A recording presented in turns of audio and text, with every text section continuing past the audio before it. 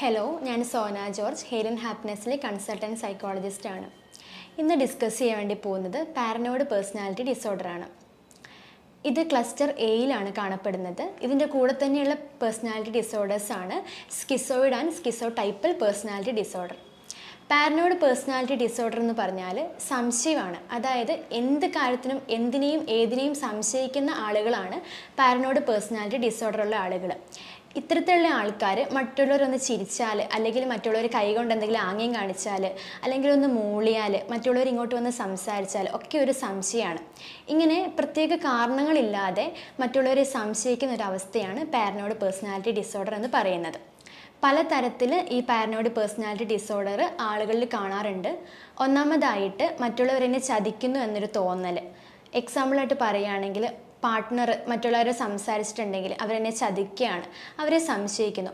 അങ്ങനെ ഒരു പ്രത്യേക തരത്തിലുള്ള സംശയങ്ങളാണ് ഈ ഒരു പാരനോയിഡ് പേഴ്സണാലിറ്റി ഡിസോർഡറിൽ കാണുന്നത്. രണ്ടാമതായിട്ട് മറ്റുള്ളവരെന്നെ ചൂഷണം ചെയ്യുന്നു. ഇപ്പോൾ ഇവർ ഒരു കടയിൽ പോയിട്ടൊരു സാധനം മേടിക്കുകയാണെന്നുണ്ടെങ്കിൽ കടക്കാരൻ എനിക്ക് കറക്റ്റ് പൈസയാണോ തന്നത്, അങ്ങനെ അവനെന്നെ പറ്റിച്ചോ എന്ന രീതിയിലുള്ള സംശയം. അല്ലെങ്കിൽ മറ്റുള്ളവർ ഹെൽപ്പ് ചെയ്തിട്ടുണ്ടെങ്കിൽ ആ ഒരു ഹെൽപ്പിന് പിന്നിൽ എന്തെങ്കിലും ദുരുദ്ദേശം ഉണ്ടോ, അങ്ങനെ ഒരു രീതിയിലായിരിക്കും ഇവർ ചിന്തിക്കുന്നുണ്ടാവുന്നത്.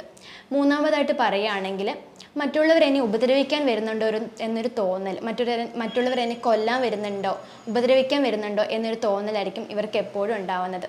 സംശയം കൂടാതെ തന്നെ മറ്റു പല കാരണങ്ങളും ഇതിനുള്ളിലുണ്ട്.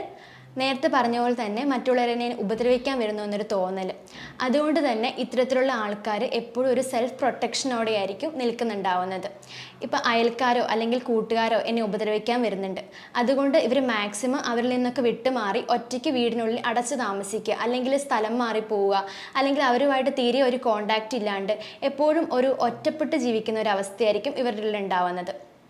അടുത്തതായിട്ട് പറയുകയാണെങ്കിൽ, ഇത്തരത്തിലുള്ള ആൾക്കാർ ഒരു ഹിഡൻ മീനിങ് കണ്ടെത്തി മറ്റുള്ളവരുടെ സംസാരത്തിൽ തെറ്റായി വ്യാഖ്യാനിക്കുന്ന ആൾക്കാരാണ്. അതായത് കൂട്ടുകാരോ അല്ലെങ്കിൽ അയൽക്കാരോ ഒക്കെ എന്തെങ്കിലും പറയുകയാണെന്നുണ്ടെങ്കിൽ അവർ പറയുന്ന ഒരു വേർഡിനെ പ്രത്യേകമായിട്ട് എടുത്തിട്ട് ആ ഒരു വേർഡിൽ പല അർത്ഥങ്ങളും മെനഞ്ഞുണ്ടാക്കുകയും അതിന് പല വ്യത്യസ്തമായ രീതിയിൽ വ്യാഖ്യാനിക്കുകയും ചെയ്തുകൊണ്ട് ഒരു നെഗറ്റീവ് ഇമ്പാക്റ്റ് ഉണ്ടാക്കിയെടുക്കുന്ന ആൾക്കാരാണ് ഇത്തരത്തിലുള്ള ആൾക്കാർ.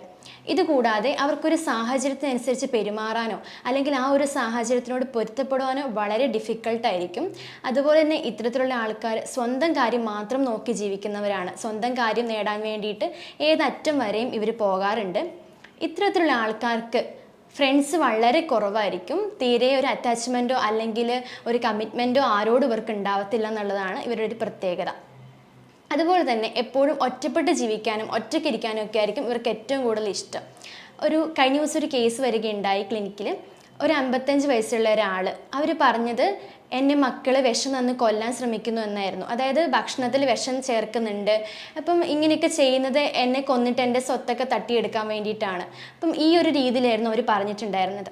ഇങ്ങനെ സ്വന്തം മക്കളെ പോലും സംശയിക്കുന്ന ഒരവസ്ഥയാണ് ഈ ഒരു പാരനോയിഡ് പേഴ്സണാലിറ്റി ഡിസോർഡർ എന്ന് പറയുന്നത്. ഇത്തരത്തിലുള്ള ആളുകൾ ഒരു പ്രതികാര മനോഭാവം മനസ്സിൽ സൂക്ഷിക്കുന്നവരായിരിക്കും.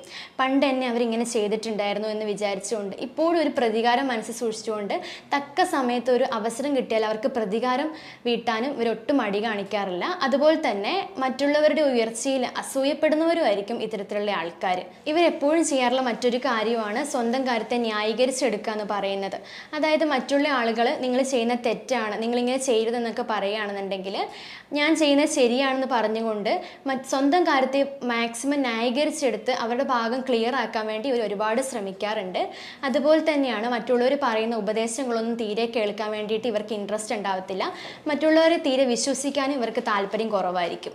ഇത്തരത്തിലുള്ള ആൾക്കാർ എപ്പോഴും എന്തൊക്കെയോ ഒളിച്ചു വെച്ചുകൊണ്ടായിരിക്കും മറ്റുള്ളവരോട് പെരുമാറുന്നുണ്ടാവുന്നത്. വളരെ അഗ്രസീവായിരിക്കും, പെട്ടെന്ന് തന്നെ വളരെ അഗ്രസീവ് ആകുന്ന ആളുകളും ഇത്തരത്തിലുള്ള ആൾക്കാരായിരിക്കും. ഇനി ഇതിൻ്റെ ട്രീറ്റ്മെൻറ്റിനെ പറ്റി പറയുകയാണെന്നുണ്ടെങ്കിൽ, ഇത്തരത്തിലുള്ള ആൾക്കാരെ ട്രീറ്റ്മെൻറ്റ് ചെയ്യാൻ വേണ്ടിയിട്ട് വളരെ ബുദ്ധിമുട്ടാണ്.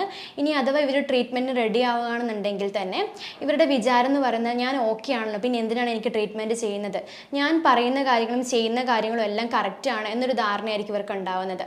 അഥവാ ഇവർ ട്രീറ്റ്മെൻറ്റ് ചെയ്യാൻ റെഡി ആവുകയാണെന്നുണ്ടെങ്കിൽ തെറാപ്പിസ്റ്റും അതുപോലെ പരാതി പറയുന്ന ആളും കൂടെ ഒത്തുചേർന്ന് ഒരു പ്ലാൻ ആക്കിയിട്ട് തന്നെ കൊടുക്കാൻ വേണ്ടിയിട്ടാണ് ഇവരിത് ചെയ്യുന്നത് എന്നൊരു ബിഹേവിങ് ആയിരിക്കും ഇവരുടെ ഭാഗത്തു നിന്ന് ഉണ്ടാവുന്നത്. അതുപോലെ തന്നെ ഇത്തരത്തിലുള്ള ആളുകളിൽ അതുകൊണ്ട് ഇൻഡിവിജ്വൽ തെറാപ്പിയാണ് കൂടുതലായിട്ടും യൂസ് ചെയ്യാറുള്ളത്. തെറാപ്പിസ്റ്റിനോ സൈക്കോളജിസ്റ്റിനോ തീരെ ഒരു വിശ്വാസം ഇവർക്ക് ഉണ്ടാവത്തില്ല. അടുത്തതായിട്ട് കോപ്പിംഗ് സ്ട്രാറ്റജീസ്. ഒന്നാമതായിട്ട് ഇവരെ നമ്മൾ മാക്സിമം സപ്പോർട്ട് ചെയ്യുകയാണ് ചെയ്യേണ്ടത്.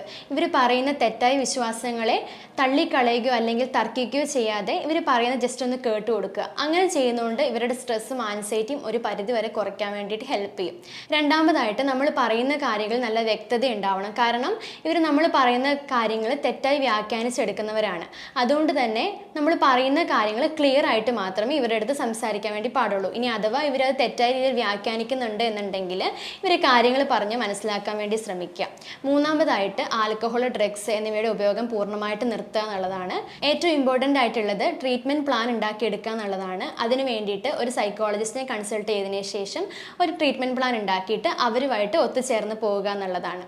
അടുത്ത വീഡിയോയിൽ പുതിയൊരു ടോപ്പിക്കുമായിട്ട് കാണാം. താങ്ക്